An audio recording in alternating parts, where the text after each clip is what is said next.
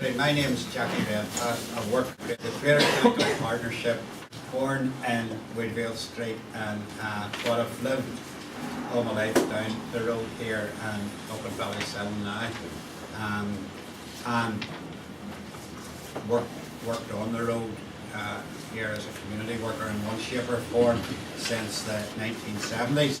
I would argue that the biggest single thing that the Shankill ever faced was the process of redevelopment. It brought more change to the Shankill than any other thing,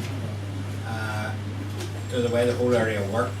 So you had the troubles happening, you had the collapse of the old industries, and therefore all the unemployment, and that affected the Shankill more than anywhere, because as you saw in this room, so many people have their work in Mackey's or in the shipyard or whatever.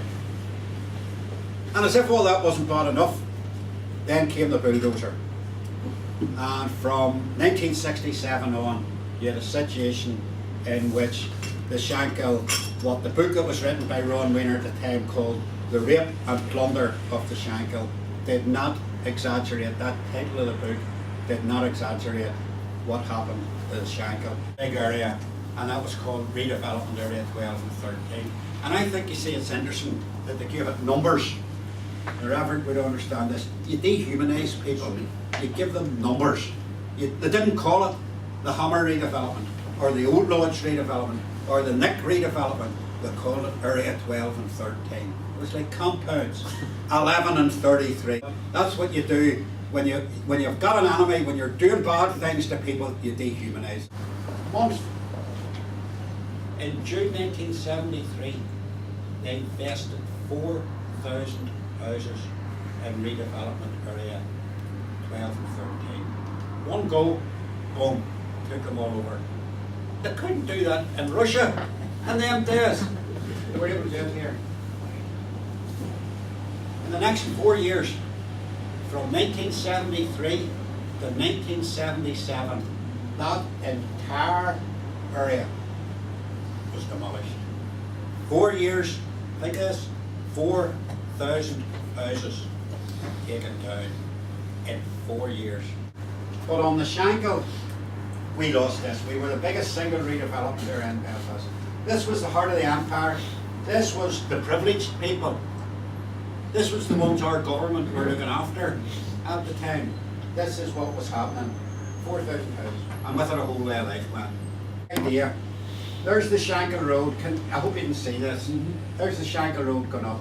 I told you before, the Shankill was going to be an official 4-lane road. You ever wonder why Shankill Leisure Centre doesn't have its entrance in the front of the Shankill, but down a side street? It was because at that point, there it is, Shankill Leisure Centre was going to be part of a tunnel for traffic. The Shankill Road, an official 4-lane road, no parking, no people. And what was going to happen on the other side? All the shops up and down the Shankill were going to be demolished, right? And on the other side, the plan was, this plan is 1973, March 1973 is that plan. There it is up there, district centre for shopping. And on either side of Agnes Street, they were going to build this big shopping centre. Every other shop would be demolished on the Shankill. This is 1973, this is the plan. That block there, hold on, look at it. That's a 6-storey one. That's a 7-storey one. That was 5-storey masonette block. We're back up to 6 stories. 5 stories. 5 stories. There's from Townsend Street to Canmore Street. The front of the Shankill Road was their plan, lined with blocks of flats the whole way up. That was the plan. 4 years. The Hammer was the same, the Old Lodge was the same. And here's the facts. In the 1960s, the population of the Greater Shankill area,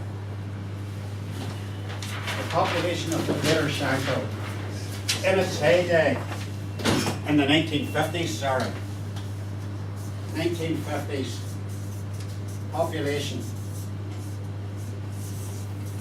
was 76,000 people.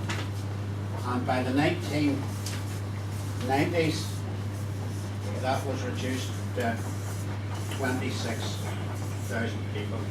50,000 people were moved out of the Greater Shankill over that period. Now, some people went because of the Troubles. Some people went because they wanted to better themselves.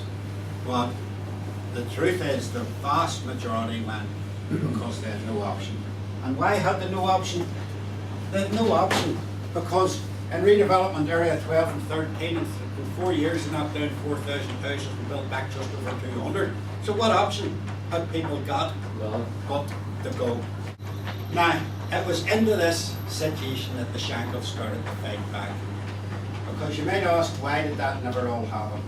The blight happened, but why did those flats never get built? 2 reasons. One was because the big plan, the grand plan, was not going to happen. Craigavon and Antrim never happened the way that they had hoped. The Troubles started, and big inward investment was never going to come to Northern Ireland in the way that they planned. And the second was opposition. The first opposition was called the Shankill Redevelopment Association. And the Shankill Redevelopment Association was set up in 1968. We went down to the bottom of Townsend Street, that's what I was looking for. And the Save Our Shankill campaign marched down the road one day with all these people on board and got down to Townsend Street, and we turned the corner, and that was a housing executive place. Somebody's remembered that there at Townsend Street was the redevelopment office for the housing executive. And we went round the corner of that in Townsend Street, and we wrote up on the wall, no demolition beyond this point. That went up on the wall, no demolition beyond this point. And that campaign had the strength and the muscle to say there's not another bulldozer coming onto this road, and we didn't let a single bulldozer onto this road. Now, people were suffering because they were in terrible, terrible conditions. Like out May Shepherd, living in that sort of condition there in Arcade Street, but we said, you're not knocking down another brick on this road until you talk to us. And so we got the plans changed. So it was a combination of 2 things got us success at that stage. Number 1 was the ability to get our own plans, to change the ground of the argument from their plans to ours. The second thing was muscle.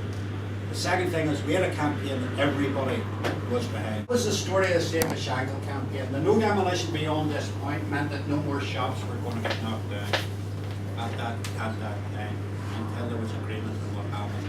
And the reason there is still a Shankill Road with shops on it at all, and it's not the most wonderful place in the world, is because of the Save Our Shankill campaign back there. The reason you now have no flats in this area, the old ones are demolished and no more were ever built, was because of that campaign for that 4-year period.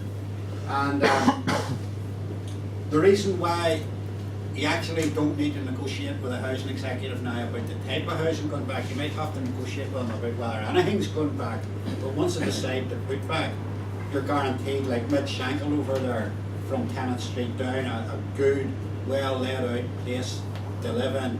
They know what they're doing now because they learned the lessons from back then. And that was really the story of those 4 years.